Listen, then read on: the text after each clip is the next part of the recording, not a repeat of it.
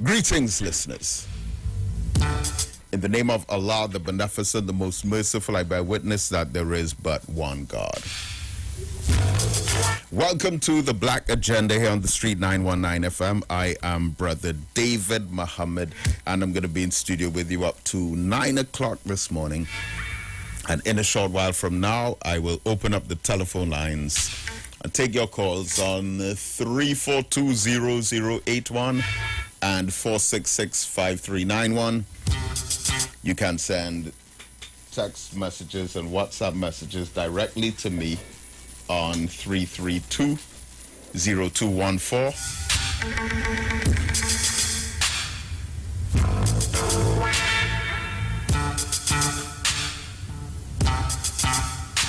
And you can go to Facebook. We're on the Street 919 FM's Facebook page. So, beloved, we have a lot to talk about today. A lot to speak about.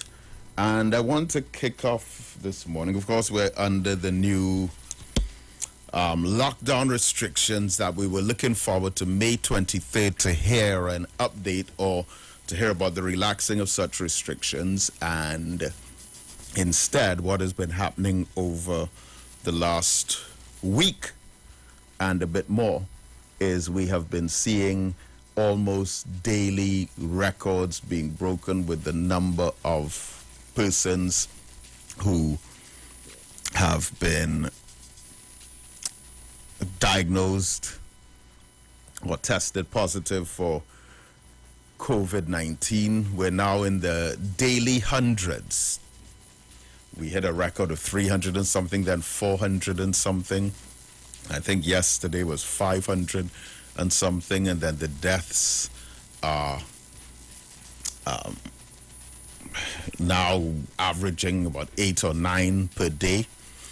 What is really odd about this is you go back about a year ago in Trinidad and Tobago. Of course, we had barely 1 death per day. And England were having thousands of deaths in a day, up to 1 point. Thousands. Can't remember specifically at the time I did, but maybe I could look it up. But I can't remember specifically what the daily toll was on average. But I believe they had hit as much as 3,000 deaths in a day. And to think that 1 year later, we hit 11 deaths in one day the other day, and they also hit 11 deaths.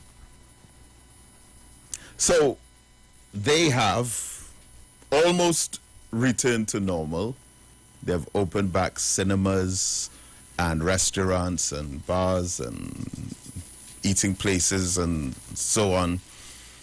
And they've really gotten their numbers down. Yesterday in America, there was this concert. It was, my mind is all over the place this morning, but it was, the theme was something about, they were promoting the vaccines, and it was like a gateway to return to normal. And again, they had a crowd that looked like about 30,000, 40,000 people. No social distancing. Some of them were wearing masks. But again, they're having these mega events. In New Zealand, they had a concert, 50,000 people, no one wearing masks, no one social distancing. In England, in Liverpool, they had an event, it's about 3,000 people, no one wearing masks, no one social distancing. The concert in America that took place, Jennifer Lopez performed, Shakira performed, Meghan Markle gave a statement. It was this whole celebrity bash thing. Again, about 20, 30,000 people. No social distancing. Some wearing masks.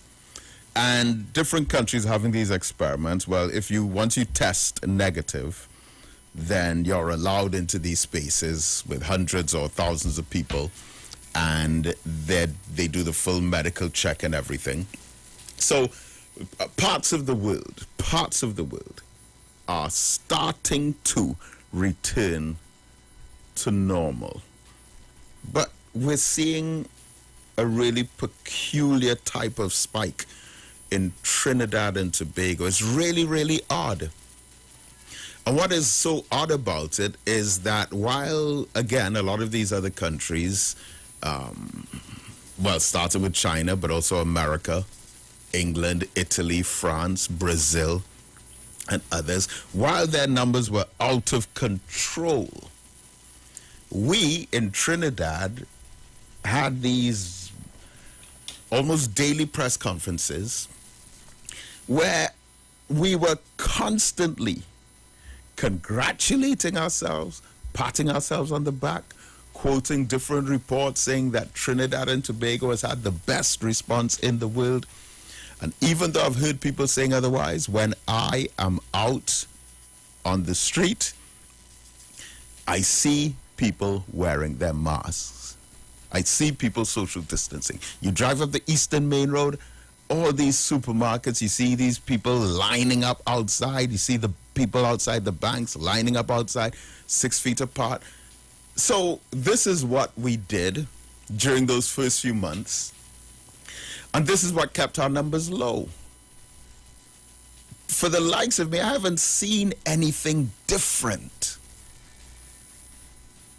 You're still seeing the same pattern, but the numbers are going up. And all the blame seems to be thrown at common people who are walking along the promenade with their mask halfway pulled down, or whatever the case may be. And is it possible that if we've been doing everything that we've been doing when the numbers were right down, and for the most part you're still seeing that today, and then you talk about these little zessa fets and these parties, and 100% of the blame seems to be thrown in that direction. And the numbers are just spiking up. The deaths are increasing. So it has to be something else. The other issue with that is the economics of it. Now, a few weeks ago, maybe about a month and a half ago, I spoke about the monopoly game being played with our healthcare system. And there was the Mute family and Agostini and the buyover of Oscar Francois and the other company, and that there's this monopoly now. And there was positioned, it was featured in one of the daily newspapers, and then you have these media blackouts on certain stories based on who it affects. And then a week later, it was featured in another newspaper. And then basically, the article was suggesting that, okay, one family in this country has a monopoly or will have a monopoly over any purchased vaccines. And that this major company buyout or takeover was positioned with speculation about how the entire vaccine situation will roll out. Then now, I saw a video yesterday, and again, it's also disturbing. So we heard in the press conferences that within a certain amount of time, they actually said within 10 days, that the healthcare system will be basically saturated. There'll be no more room to take patients, and equipment is short and staff is at their wits' end.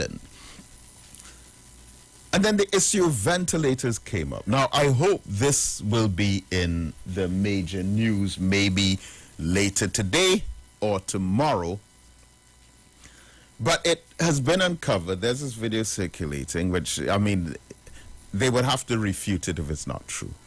But we need ventilators. Every day, more and more people are in need of ventilators within our system. And apparently, the government, according to the reports, are renting ventilators. Now, based on this report, the government is renting these ventilators for $8,000 a month. And they rented something like, can't remember the figure, something like, or they paid 18 sets of $8,000 a month to some Ramkela one, whoever it was. But the ventilators cost 629 US, which is barely 4,000 TT.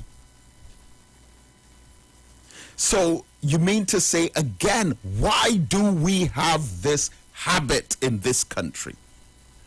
Why do we still have this culture in this country that when it comes to medicine, medication, whether it's vaccines or pharmaceuticals, or people are dying, we're in need of machines, equipment, ventilators in this case, and someone can make a lot of money off other people's suffering.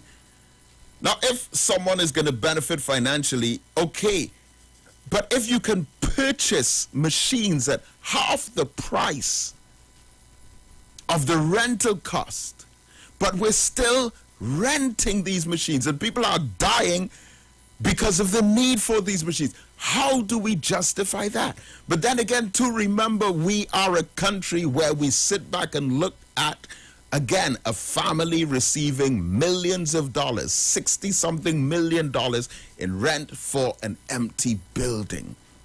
And poor, hungry, starving people are justifying that, excusing that.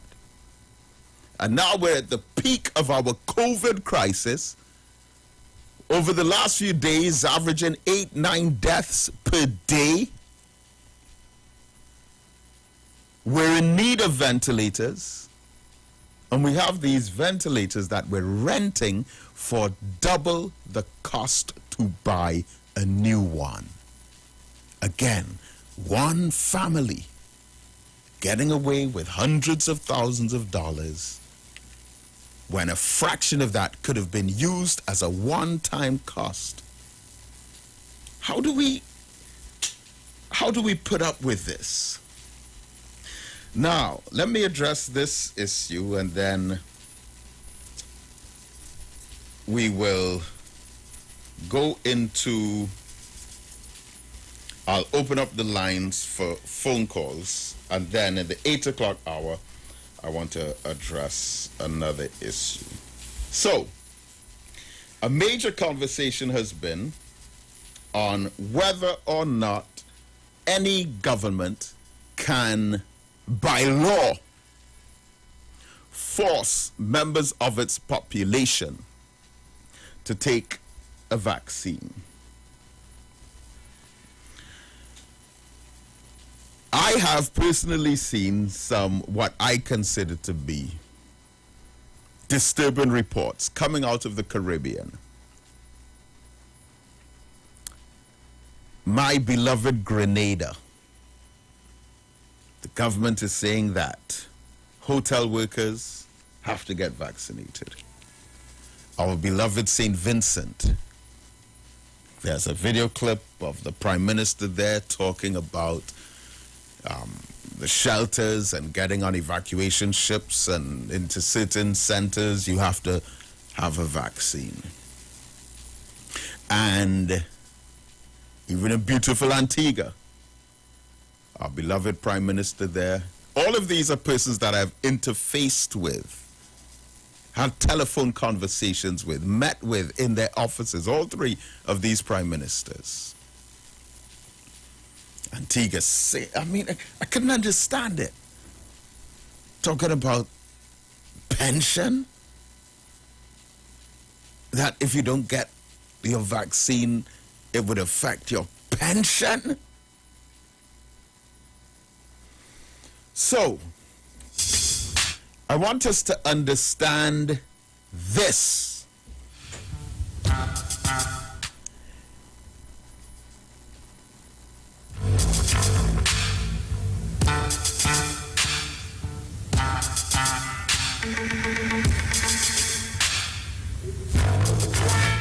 So,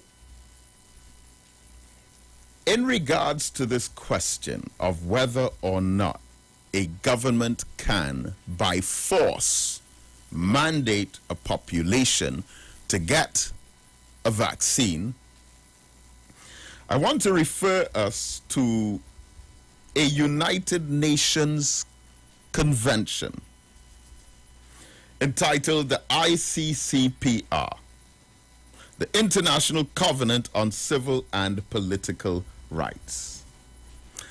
For your homework, you check this out for yourself. This article or covenant says that no one will be subjected without their free consent to medical or scientific experimentation. And Caribbean governments signed on to this in 1991. But let's look at the background of this a bit. The International Covenant on Civil and Political Rights, the ICCPR, is a multilateral treaty adopted by the United Nations General Assembly Resolution 2200A on December 16th, 1966, and came into force from March 23rd, 1976, in accordance with Article 49 of the Covenant.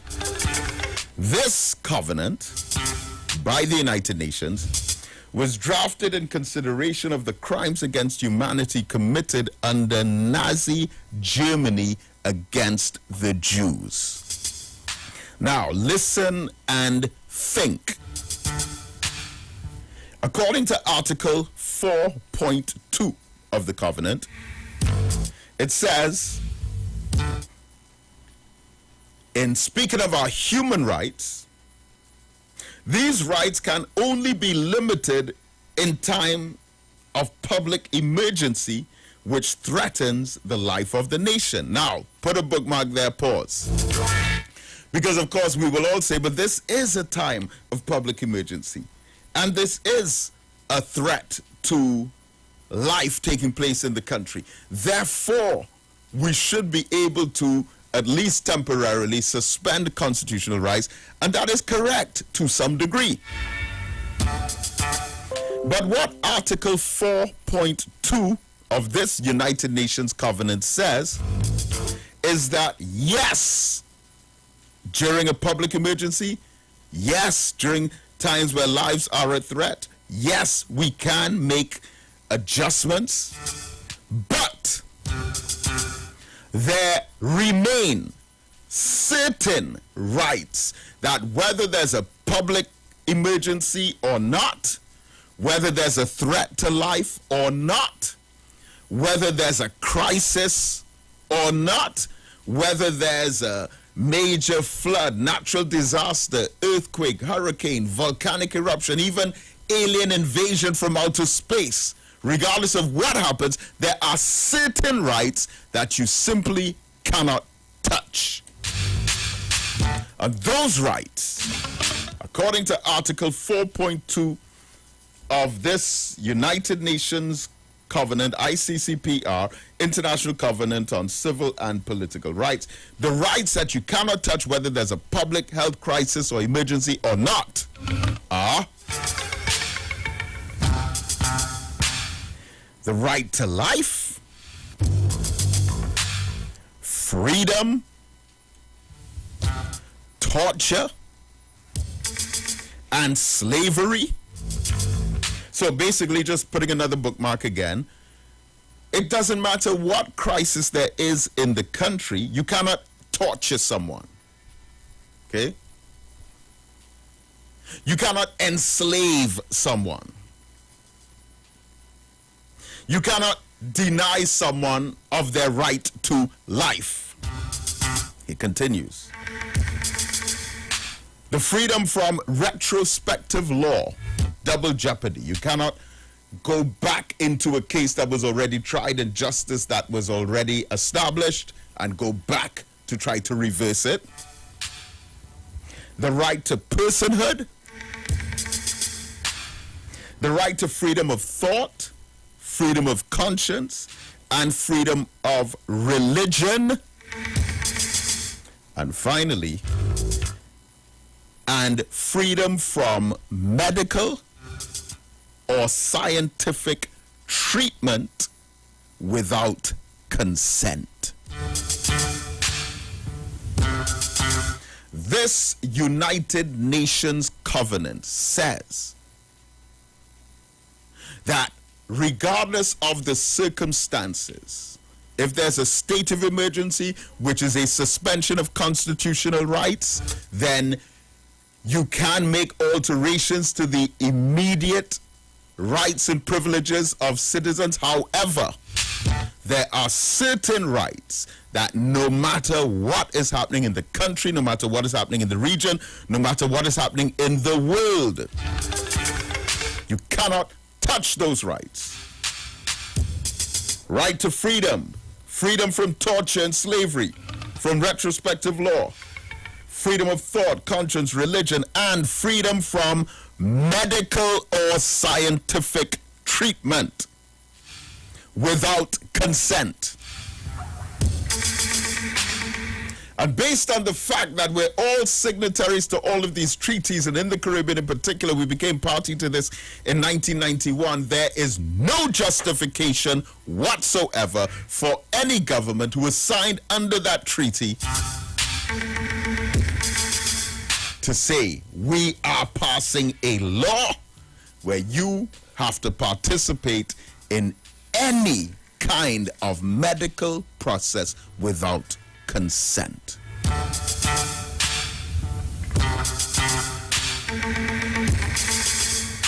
Article 7 prohibits torture, cruel, inhumane, or degrading punishment, and non-consensual medical or scientific experiment. And as with Article 6, it cannot be derogated from under any circumstances.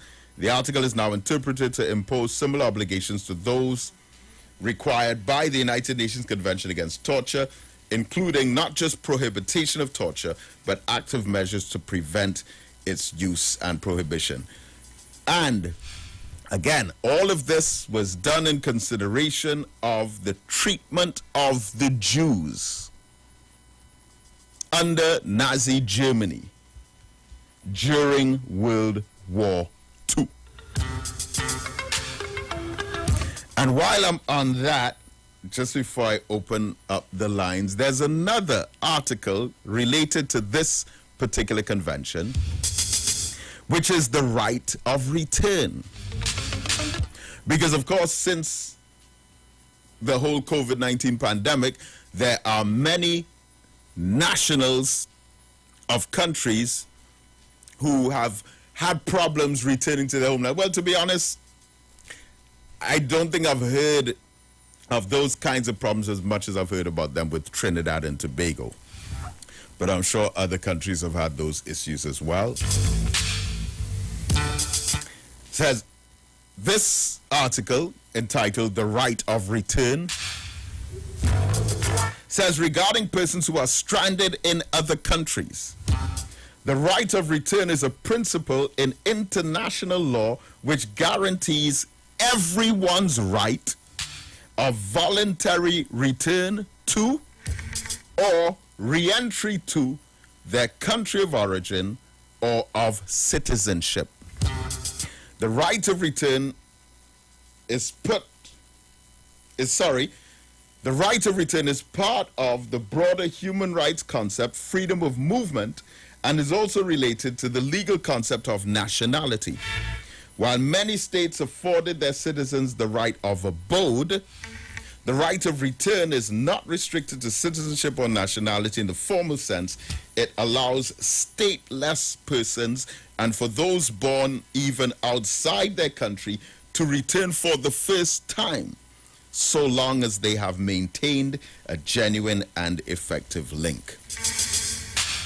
Again, the right is formulated in several modern treaties and conventions, most notably in the 1948 Universal Declaration of Human Rights, the 1966 International Convention on Civil and Political Rights, and the 1948 Fourth Geneva Convention.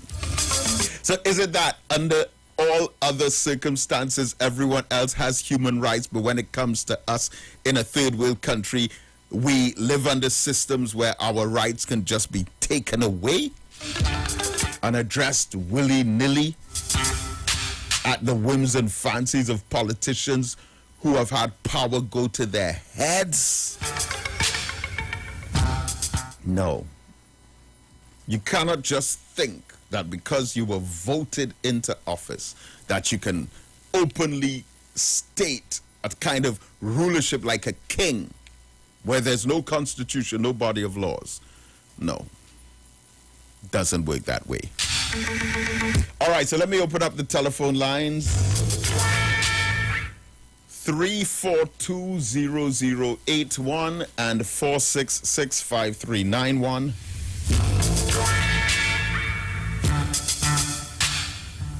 And in the second hour, I have something to address.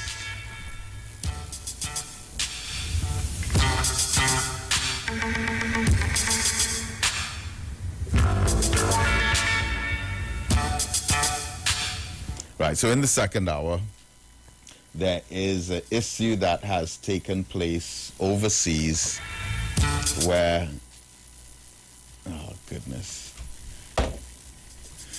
where my friends and colleagues overseas have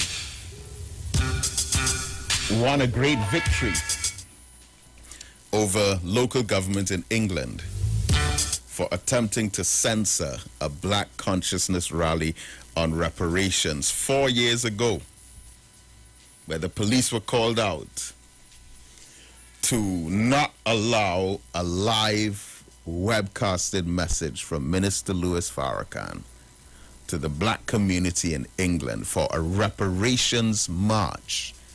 Tens of thousands of black people.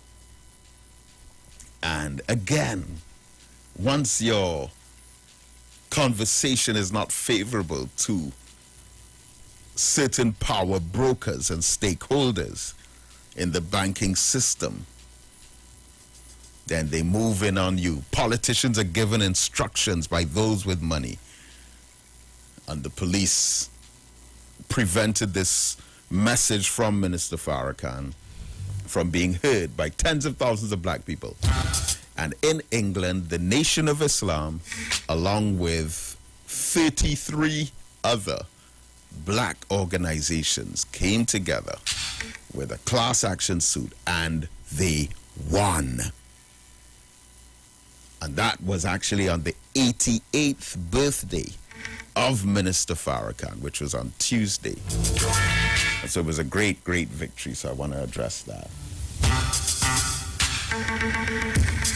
All right, so try calling us on 3420081 and 4665391.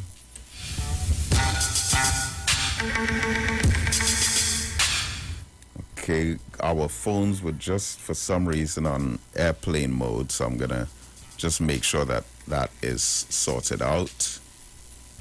But give us a call.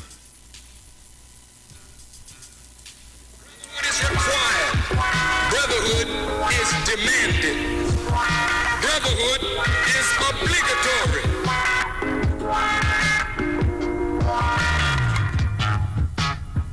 Black man get up, black man stand up, black man you better listen. So there's a need for brotherhood. Black man get up, black man stand up, black man you better listen. Black man get up, black man stand up, black man you better listen. Brotherhood. All right, my apologies to the callers. Like I said, the lines were on airplane mode for some reason. But let's get back on track. 342-00-81466-5391. Call, are you there? Loving you. Blessings, brother. How you doing? Yeah, that's cool racing. But I'm Ahmed. Great. All is well.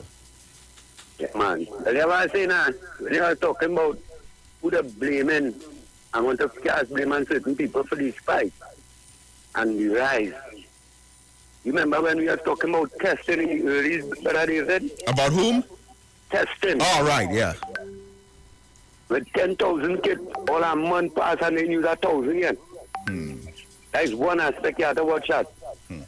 And testing 4,000 people positive and sending them home in the house without supervision. What about that? That could encourage a jet spread because nobody in handcuff on the bed. Nobody under no supervision. When they tell somebody positive for this, they come like a weapon, you know. Right. And then you're sending them between people, sending them between the muscles, them moving normal, but they might be feeling normal and it's a spread. Before them even do any testing, they must pick out places where them say that the spread coming from, like in Caroni and all the bars, and them ain't even do no kind of testing and they saying that. No testing going on. They ain't even telling you which bar this thing coming from. Where getting all these tests, these positive tests from, which area. They don't have these things. And at the end of the day, we have to show people the graphics and let them know the truth. That's only how people will take heed, because people feeling it's just a normal scene.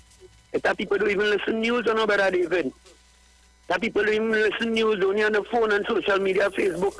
You have to let them see the graphics and don't tell no lie, because it's too late for that. Yep. It's too late for that. We only disobeying the danger signs on them. We can't afford to be doing that. We do that from since in the early. We ignoring danger signs.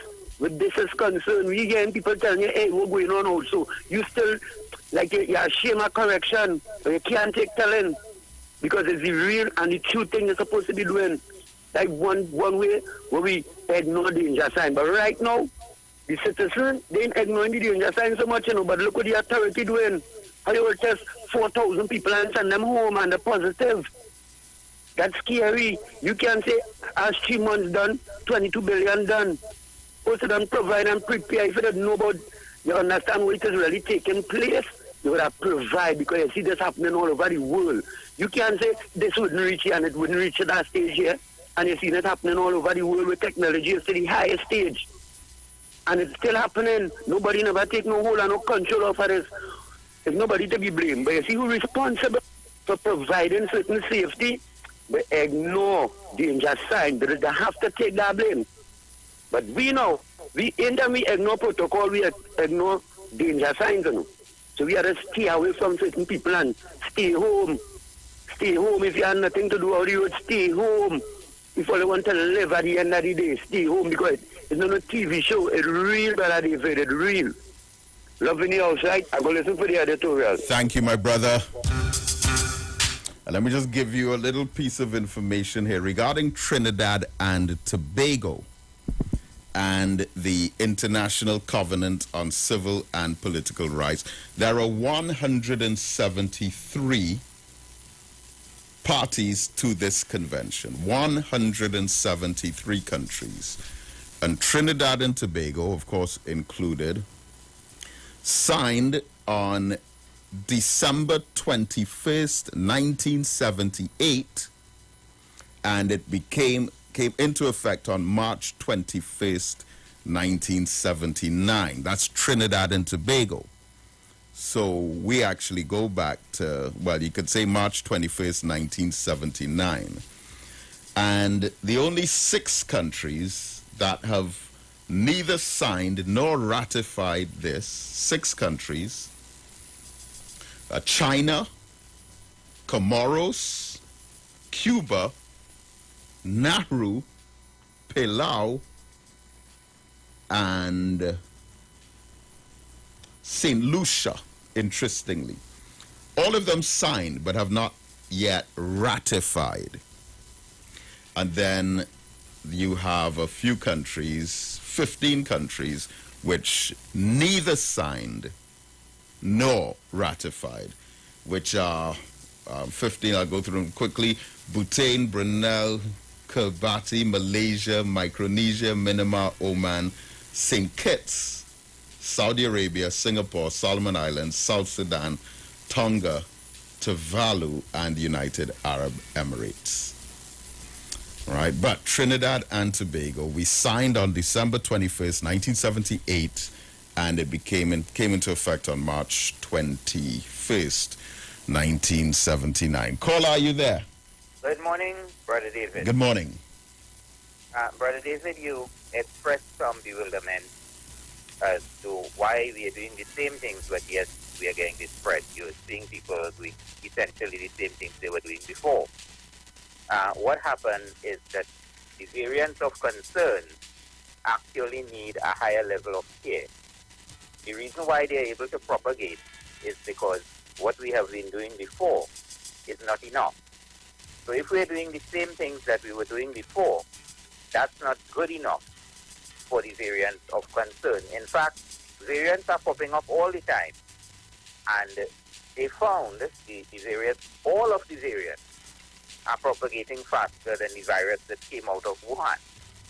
If you were to set up a scale saying the Wuhan is on one end and Ebola is on the other, we have moved a little bit away from Wuhan towards the transmissibility of the Ebola virus. Not quite far down, but a little bit along the scale.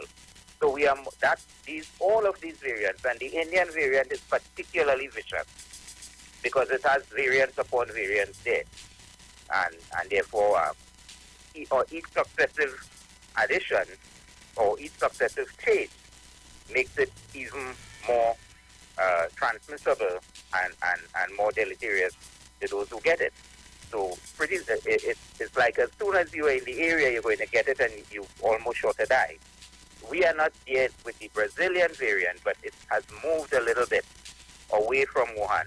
So if what we were doing before was working, and it's not working now, and they have established that the Brazilian variant is thriving in this environment, then we have to do more. And I see certain private enterprises, well, they're not getting the sales, so they may as well close their doors, right? And they're putting their employees at risk and so on. I had been calling early on for a very vicious, very severe lockdown, if not a state of emergency, because curfews and whatnot. But whatever worked in Jamaica, we have enough similarity there in the way we conduct ourselves. So whatever worked in Jamaica would have helped us. Maybe not work perfectly, but would have helped us. And we seem to want to keep this thing wide open and beg people to follow the rules. They were not following the rules when it wasn't really all that critical. And according to the president of the Supermarkets Association, Mr. Dipsy, people are telling you, oh, I have hand sanitizer in my pocket. I bathe and come. I wash my hands at home. And they are refusing to sanitize their hands before they enter the supermarket. It wouldn't only be his supermarket. So, the government, the people are failing to obey the voluntary guidelines and even the mandatory guidelines. The government has to step down on that a lot harder. I hope after the day of prayer, when we attempt to blame God by saying, God, only you could deal with it. After we have blamed everybody else and we have blamed God, that we have a state of emergency. All right, thank you. Caller, good morning. Blessed morning, my brother. My brother. Well, and I intend to blame God for nothing, because Jah is in control. You cool yourself with that. Brother David, let's give thanks and praises to the Most High. Yes, sir. He is good. Time change day go. Start getting the coffee hot and stop smelling it and take a sip. Study no set of rare tricks from some of them backbiters and oppressors and oppressors of African people. We have to get in line like everybody else and get together and manage our own part in this pandemic. I don't. Thank you, my brother.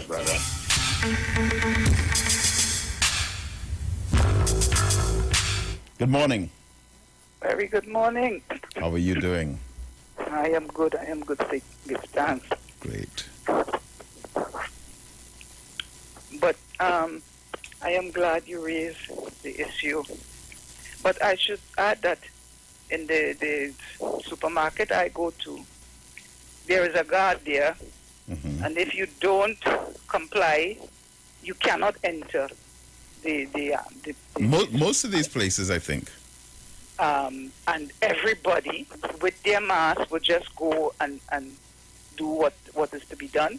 They take the sanitizer or they go across and wash their hands. Yeah. And there's the machine there now to take the temperature. Before there was the guard standing there with the thing in his hand. So I don't know. Yeah, I mean, everyone seems to be enforcing it. I don't think I've been absolutely. anywhere where they've been slack about the rules. And I've seen people come back now to wearing the gloves, you know, Yep. because people are so cautious. Yeah. But the thing I'm worried about is these rights that are going away because Yeah, and you know, we'll discuss that a bit more in the second hour. But we have a break coming up. We'll be right back. Don't go away.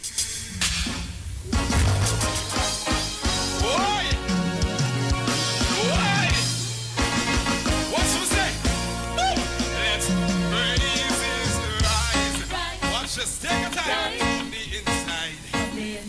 So from the inside, yes, of me and me, you delight. I want you to delight in my life. The inside, yes, right up of the inside, yes, of me, and set me on fire.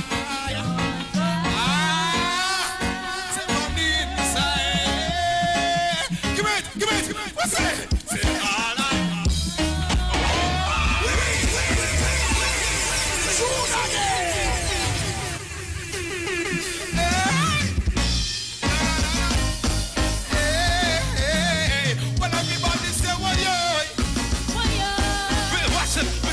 Let's praise it from the inside.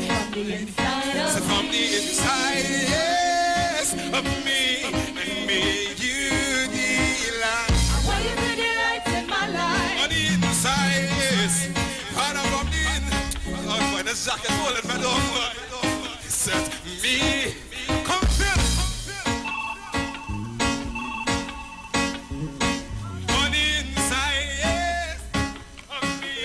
Set me on fire. On the inside. Hey, say on the inside. Hey, come here. Who say?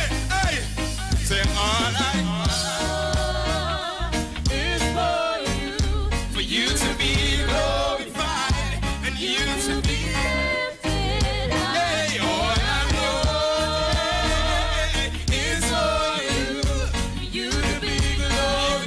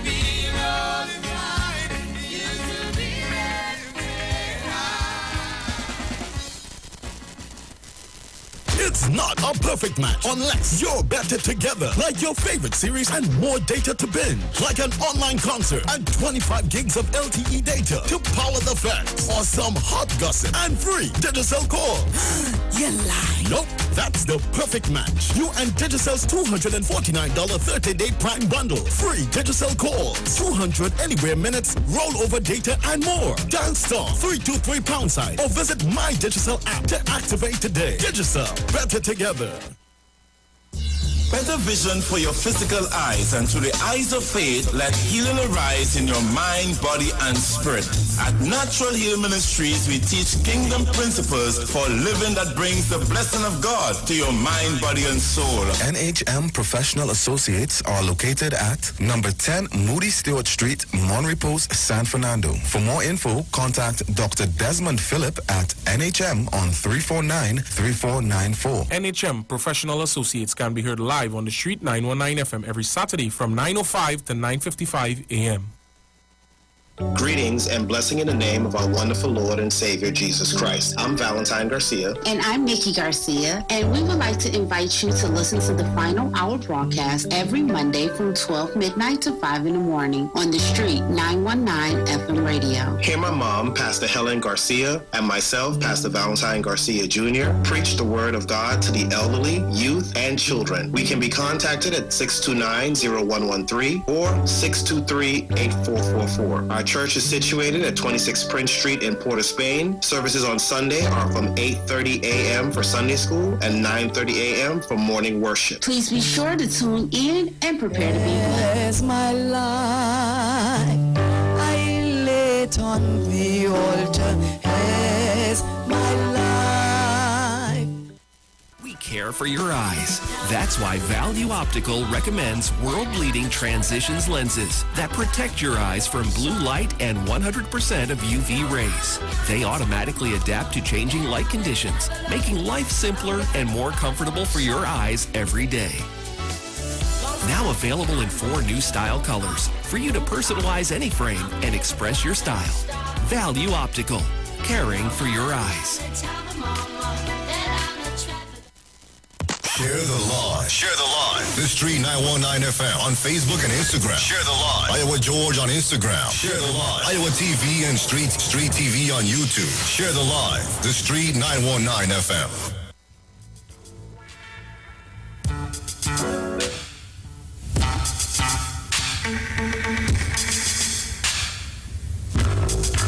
Brotherhood is required. Brotherhood is demanded. Brotherhood is obligatory.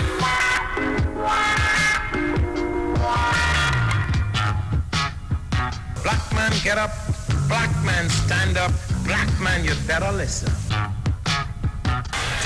So there's a need for brotherhood. Black man get up, black man stand up, black man you better listen. Black man get up, black man stand up, black man you better listen. Brotherhood is demanded. Black man get up, black man stand up, black man you better listen. Brotherhood is required. Brotherhood is demanded. Brotherhood is obligatory.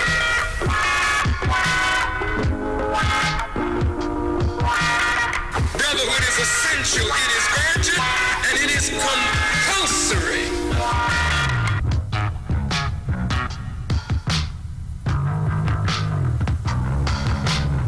But the time demands brotherhood. Whenever the dominant white society fears for its economic future, racial tensions are always aggravated. The aim of Almighty God is to bring the black man and woman together. The aim of Almighty God is that we, no matter how divided we have been in the past, must experience unity in order to gain the success that we seek. and the progress that we desire. There is no way that a divided people can build a future.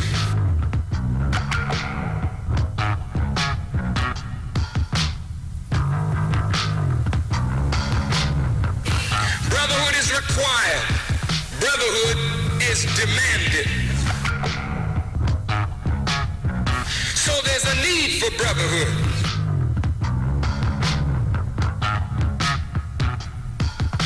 But if you walk the earth proud and arrogant, you never learn your lesson because you think you already know.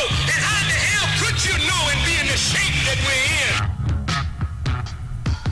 How can there be any brotherhood if there's not even the honoring of a word? Black man, get up. Black man, stand up. Black man, you better listen.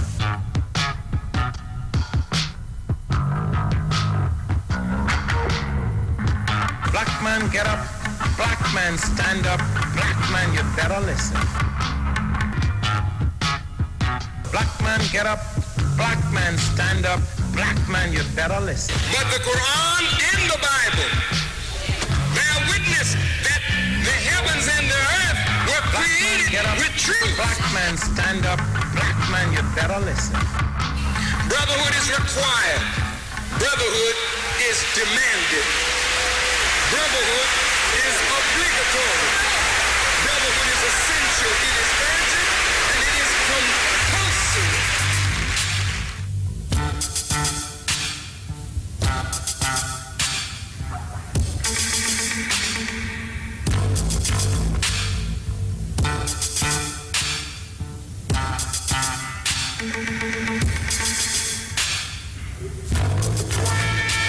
Welcome back and welcome to the second hour of the Black Agenda here on the Street 919 FM. We're going up to 9 o'clock and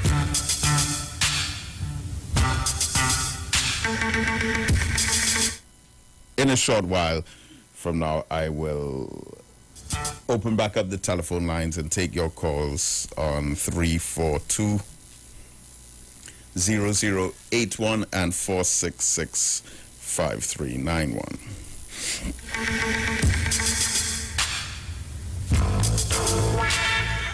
But I want to say something really quickly. And that is, as I had mentioned, 4 years ago, for around emancipation, every year, especially recently, they've been having reparations rally in the black community in England. And 4 years ago, on August the 5th, 2017, a number of groups had come together, black organizations, led by the Nation of Islam, and had arranged to host a live speech by Minister Louis Farrakhan to the black community in England. Something like this was done in 2002. And it was a great event. I think it was held at the Wembley Arena. And thousands of people flocked in, and it was a great, great occasion. But 4 years ago, when this was being planned, and I guess the local government authorities would have waited for the last minute after seeing the crowd and their fear of the impact that this could have. The local government authorities instructed the police to shut down the event and to prevent Minister Farrakhan's speech. Not to shut down the event still went on, but they got orders from on high to not allow the speech by Minister Louis Farrakhan to be heard by the thousands who were gathered there. And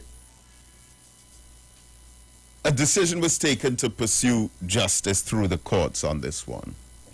Now, the current mayor of London, Sadiq Khan, he was just re-elected. He's of Asian Muslim descent. He was actually the lawyer for Minister Louis Farrakhan and the Nation of Islam back in the late 1990s. And, of course, the Nation of Islam won the case to lift the ban. It was a massive countrywide campaign. Tens of thousands of people got involved. They had a signature campaign, and the court overruled the ban, and the ban was lifted. It was within a short space of time that the ban was reimposed. I mean, think about the fear of the voice of one black man.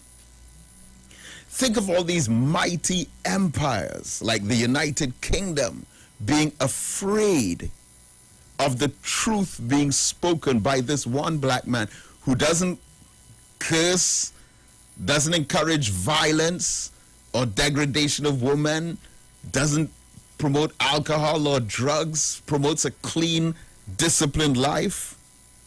Think about that. So, the courts of England overruled the ban on Minister Farrakhan. The ban is lifted, then is placed back on. Sadiq Khan, through, in part, out of the popularity he would have gained with the black community in defending Minister Farrakhan in the late 1990s, went on to go into politics, and of course he ended up being elected as the mayor of England. I think he was the mayor right after Boris Johnson, because remember the current prime minister was also the mayor of London. And so now here we are, all these years later, and the British government is still afraid of the voice of this one black man, Minister Louis Farrakhan.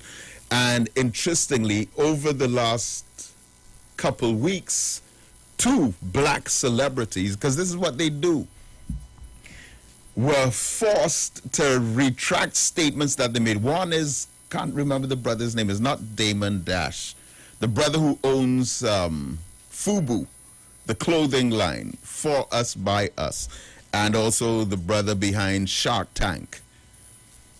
He praised Minister Farrakhan. He said something about he's the greatest black man on the planet, something like that he said. And again, the Jews put him in check. Said, no, you cannot praise that man. And then the movie Judas and the Black Messiah, the star of the movie was on an online event recently, and again he said something positive about Minister Louis Farrakhan. But those who are in control of the film industry, they said, no, you cannot praise, take it back. And both of them had to retract some statement. They do that with all the black politicians. They did that with President Obama. President Obama, when he was a community organizer, lawyer working in Chicago, he used to go to the home of Minister Louis Farrakhan and sit at his feet and learn his wisdom. Went on to become the President of the United States. So many great black politicians that we have had while they're in office. Perfect example is Keith Elliston. Keith Elliston is actually, I didn't even know, he is currently, I believe, the Attorney General for the state of Minnesota, where George Floyd was killed. Keith Elliston, who almost won the leadership of the Democratic Party, he was in the top two right after the election that brought in Donald Trump. They asked Keith Elliston, Attorney General of Minnesota, to denounce Minister Louis Farrakhan. Why? Because Keith Elliston, just like myself, carries the surname Muhammad. Keith Elliston was a salesman for the Final Call newspaper, the Nation of Islam newspaper. Conscious black man, learned from the wisdom of Minister Louis Farrakhan, went into politics, rose up in the Democratic Party, became the Attorney General of the state of Minnesota. He was the main speaker at the press conference when the George Floyd verdict was announced. But they went after him and said, no, you have to denounce that man. And we were so ashamed of our brother. We love our brother, but so ashamed of our brother when he said something about he did not know what Minister Farrakhan had said about the Jews controlling the sport and film industry that black people are part of, and that the Jews make the money off black talent. He said he didn't know. Sad. But you think about it. How is it that there's no other black man on planet Earth of whom they fear the voice of like this? And there are those who are commissioned to do anything that they can to discredit that voice. Well, that happens all the time. You have people who have committed their lives towards trying to bring someone down, silence his voice, destroy his credibility, prevent him from being heard. And they are like watchdogs on any black politician, any black celebrity who has openly claimed or testified their support or their belief in Minister Louis Farrakhan as a leader. It's odd. But you should take a lesson out of that. What they fear is the power of black unity. So my beloved brother, Brother Abdul Hakim Muhammad, with 34 other organizations and individuals, won last Tuesday in this landmark case against the Lambeth Council and the Metropolitan Police. The Nation of Islam won in their claims of breaches of, in the part of the constitutional aspect of this, Articles 9, freedom of thought and freedom of religion was violated. Article 10, their freedom of expression was curtailed. Article 11, freedom of association, and Article 14, against discrimination, of the European Convention of Human Rights as incorporated by Schedule 1 of the Human Rights Act of 1998. This was considered to be a major milestone in the black community in England. The leader of the council, Jack Hopkins, resigned instantly. Instantly. Now, out of the conversation of this, and I spoke more about this on Wednesday night. Listen, I'm going to be doing Facebook Lives on Tuesday nights. The Wednesdays clash with something else. So I'm going back to Tuesday nights, inshallah. So Tuesday night, 9 o'clock. Look out for me on my Facebook page. Now, our students of history tend to learn about two major pieces of legislation that were passed in the British Parliament regarding slavery.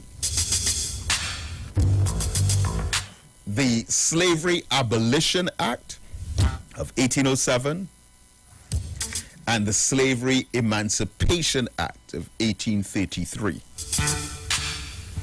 The Abolition Act made it illegal to trade slaves. But those who were already enslaved remained as slaves.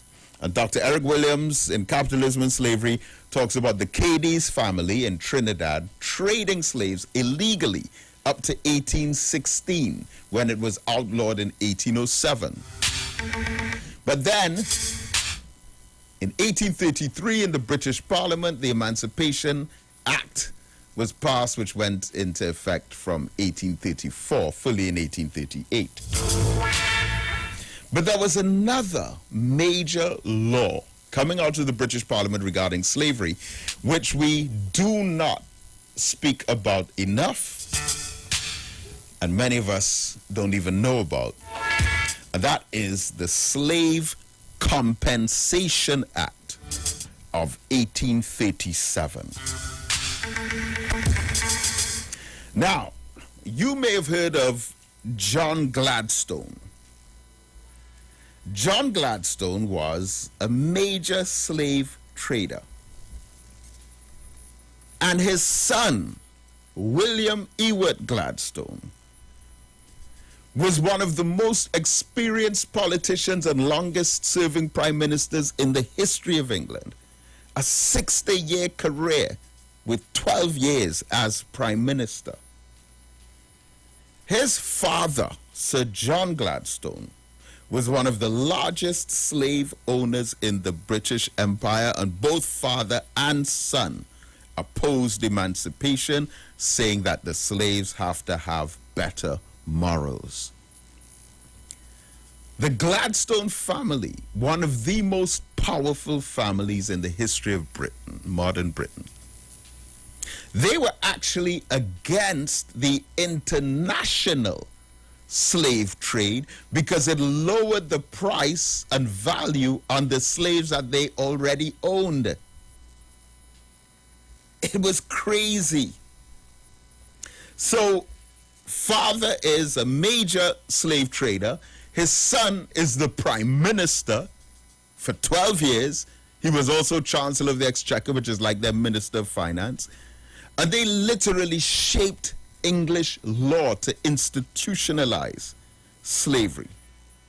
So when abolition came, the British government took out a £15 million loan, which today is equivalent to 1.43 billion pounds based on inflation, and 76.5 billion pounds in 2021 based on share of GDP, with interest from Nathan Mayer Rothschild and Moses Montefiore, which was subsequently paid off by British taxpayers in the year 2015.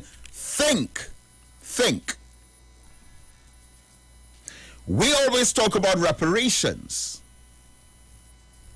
but reparations was paid for slavery. The only thing is, reparations was given to the former slave owners and not to the enslaved. Reparations was paid to the white slave masters because of the property that they lost, which was us. But no compensation was given to us. And it took decades upon decades upon decades of struggle for us to even have a CARICOM reparations plan, which was drafted by our brother, Professor Sir Hilary Beckles, whose, as we say with such joy, whose contract as Vice Chancellor of the University of the West Indies was renewed recently. But Gladstone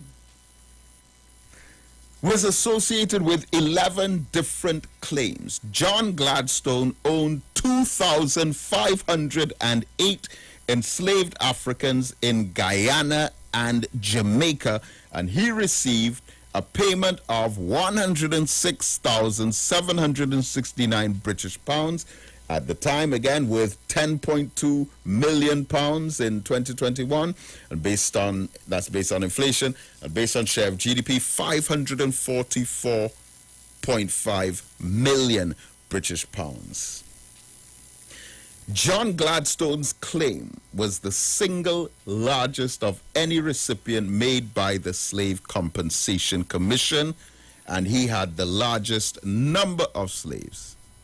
His fellow, Lowland Scott, James Blair, made the single biggest claim for one plantation. Gladstone had 11 plantations, but James Blair had one plantation and had the biggest claim for that plantation. Now, the Slave Compensation Act of 1837, this is a law where the white people said, in our minds, black people are still our property. They're still our belongings. They still don't have human rights and civil rights. That is why reparations must be paid to us for losing them and not to them because we still don't think they're human. This Slave Compensation Act was signed into law on December 23rd, 1837, and it authorized the commissioners for the reduction of the national debt to compensate slave owners in the British colonies of the Caribbean, Mauritius, and the Cape of Good Hope in the amount of approximately 20 million British pounds for freed slaves. And based on a government census of August the 1st, 1834, over 40,000 awards to slave owners were issued. 40,000. And since some of the payments were converted into 3.5% government annuities, they lasted until 2015. White people were paying themselves reparations for slavery that ended in 1834. They were paying themselves, the taxpayers were repaying those reparations up to 6 years ago. 1 year after the CARICOM reparations plan. And after decades of campaigning, the Slavery Abolition Act had been passed in 1833.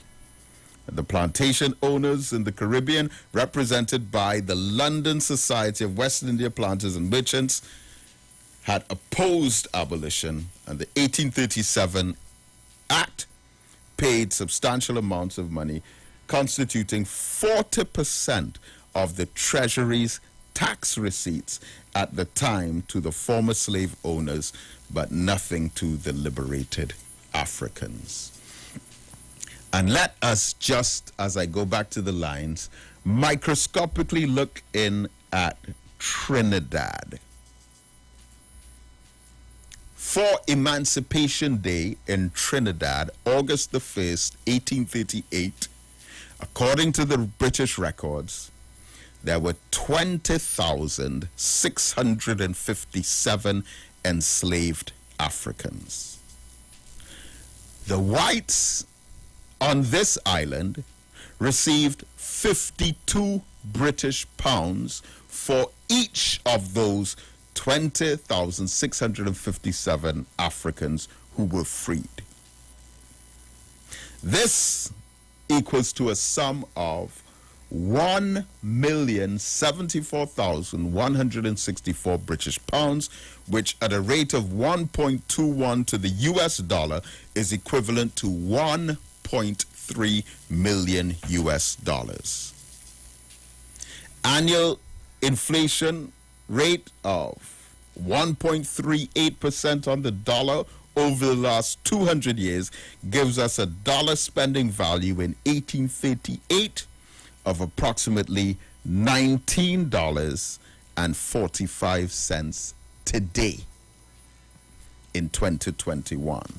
This is 25,279,913 US dollars, which is equivalent to 172 million TT dollars. Now think, remember we're talking about basically 1% of the population being given equivalent to $172 million, and they already got free land. They already had houses built with free slave labor.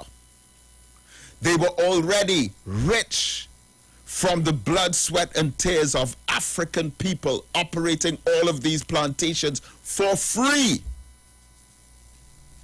And then after all of that, they are given equivalent to $172 million in compensation for the fact that we no longer work for them for free.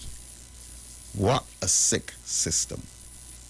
And my argument has always been that when we became independent nations in the Caribbean, we should have taken all of this into consideration and incorporated the idea of compensation or reparations for African slavery. Because for those who say that reparations is not justified or reparations should not be due, well, if reparations is such a bad thing, then why did the whites pay themselves reparations out of the treasury?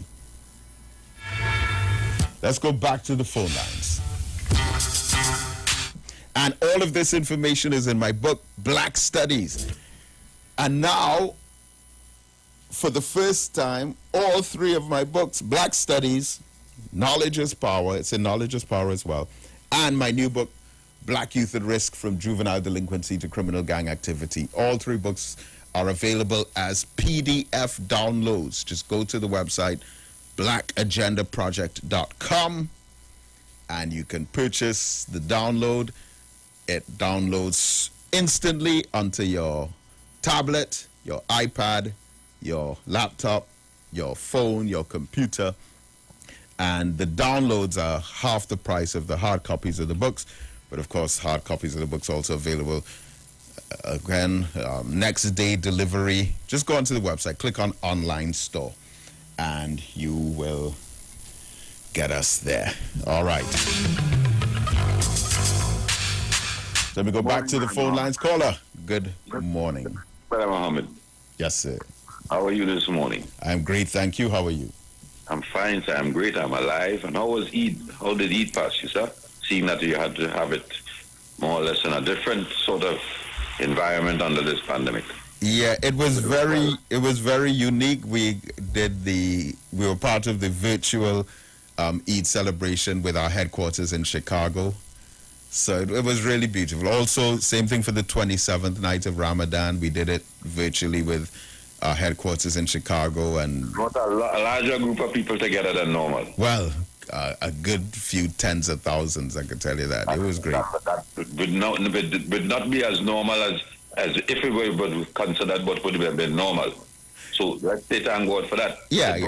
We made the most of it. We made the most of it. It was beautiful. Yes. So I must say thank God again for being here today. Yes, but sir. you know, you said something to us a while ago. They got 40% of the treasury at that time. And you know what that included? Every single Caribbean island that had slaves. We were sending money from here to there. And we, in turn, for all these years, as well, who are independent now are not paying those, didn't pay those taxes all the way up to 2015. But those who were still under British rule, they also pay that taxes up to 2015, you know, Brother Mohammed? Yeah, that would include Bermuda and Montserrat, Turks and Caicos. That's correct. Tortola, British Virgin Islands. Yep. Think about it. How are we going to get that reparation? We haven't decided yet, because if we ask for it, that means we're going to crash. If the pound would have no value of any substance. Enjoy your morning. Thank you very much.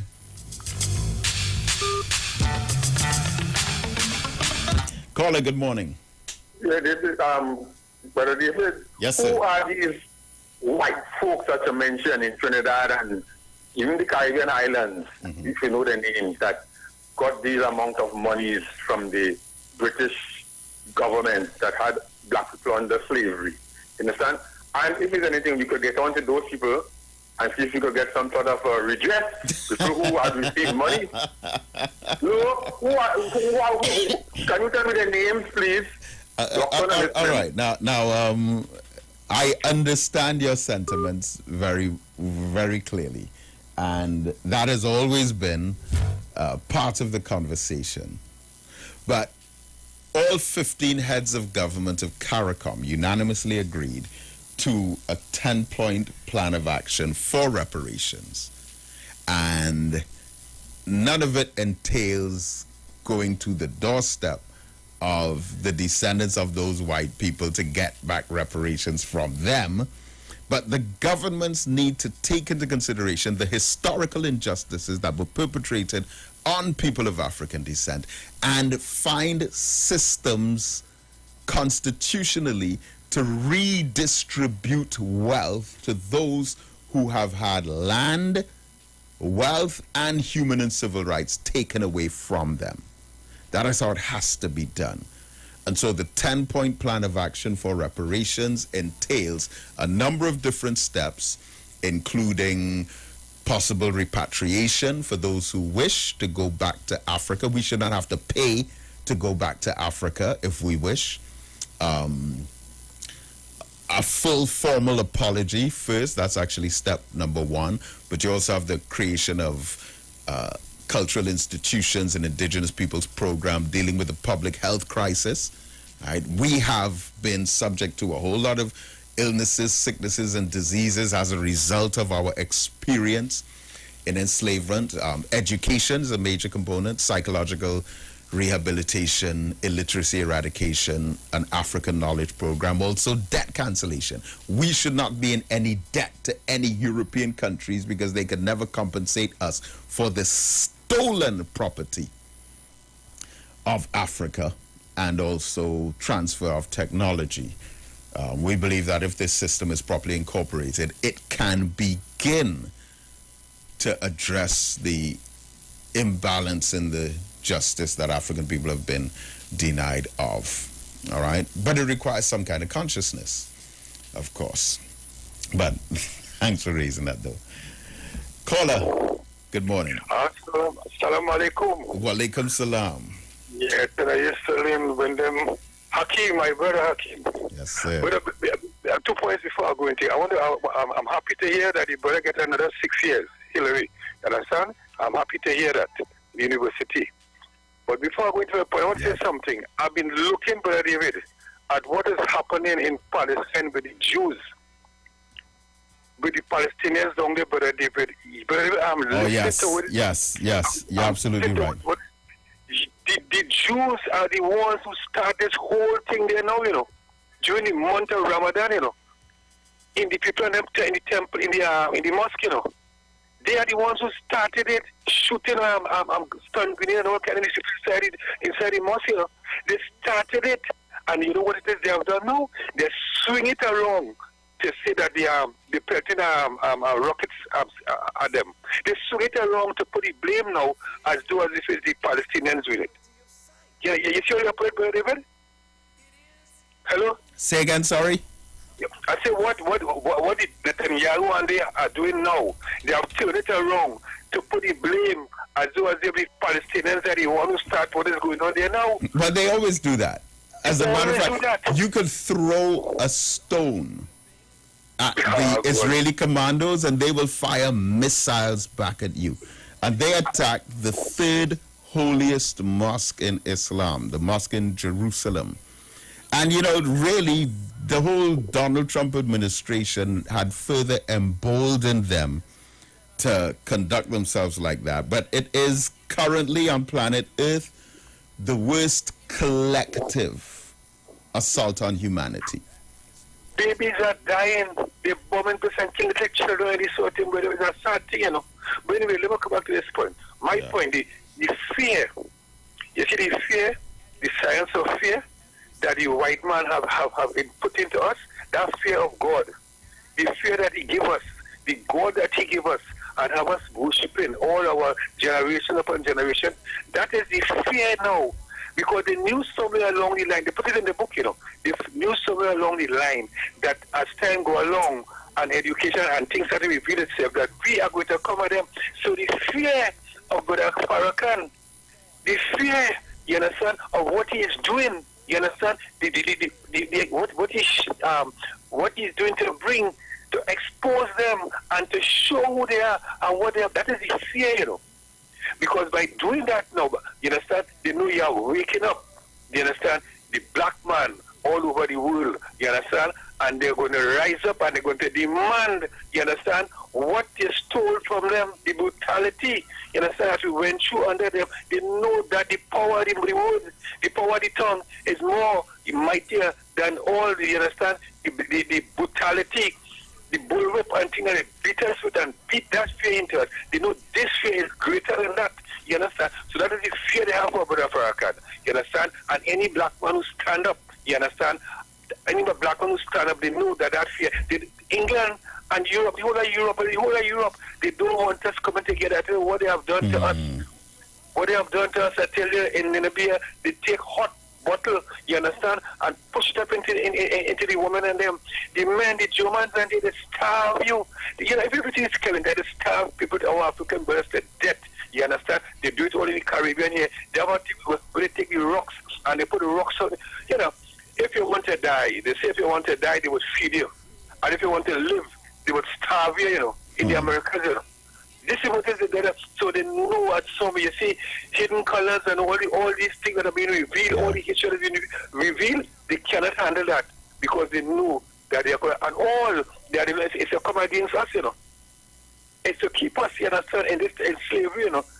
We was already subjected to them, you understand. But before I go, what I want to say, I'm glad to see that the Chinese have gone up on Mars because they alone, they want to go and control all this universe, you understand?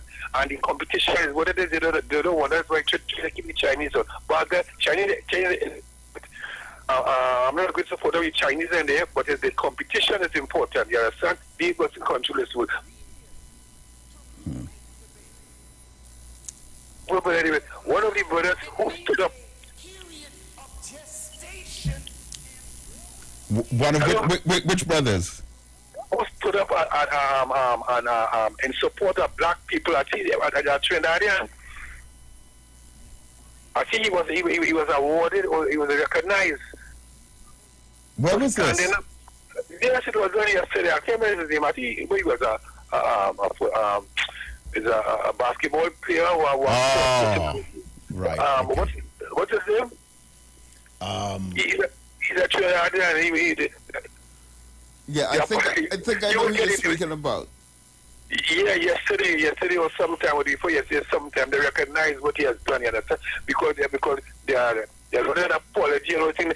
All this is coming why they say now that you should not support black, no protest should take place in the Olympics. Because they know that all that is part of the struggle is going to bring us together. But anyway, have a good day.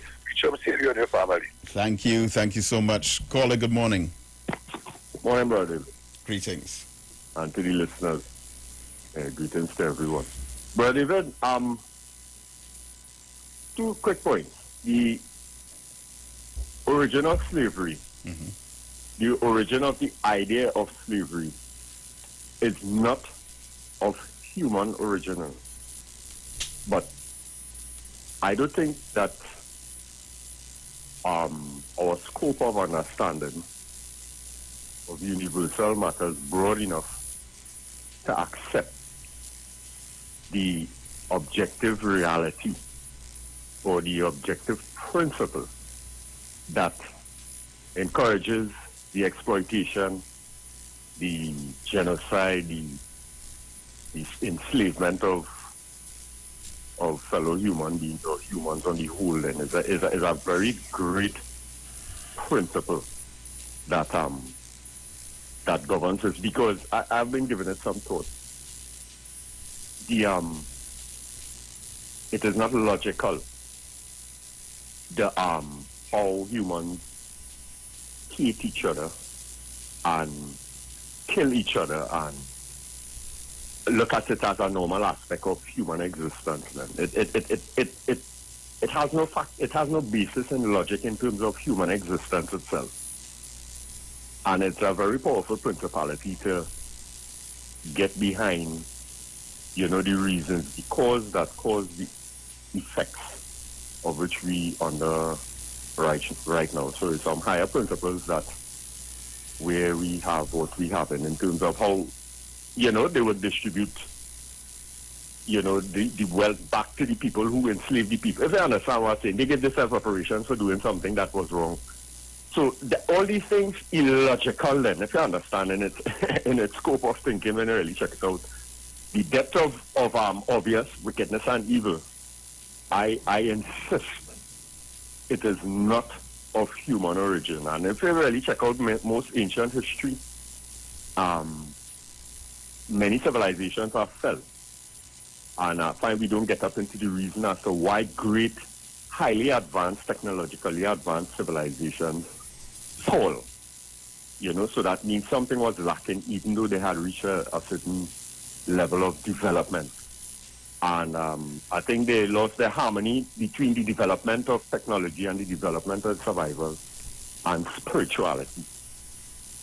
Somewhere along the line it has get lost. And we are making the same mistake that I tell there's about the 7th generation of humans that, carded to be, globally extinct due to our own perception of the universe. I'll leave that there for now, right? I have a long discussion. The other point I want to close with is that do you think that there could be developed a model of existence for the human race without the economic system? Because this is another illogic, so to speak. I don't know what to put it. This is another illogic in terms of the depletion of the economic system, eradicating humans and bringing much discomfort and bringing mayhem, and in terms of when the economic system declines, everything goes with it, if I understand what I'm trying to say. All I'm saying is that we need to find a way to exist without that. That is a very deep and evil separating principality, that principality of an economic system, and it is possible.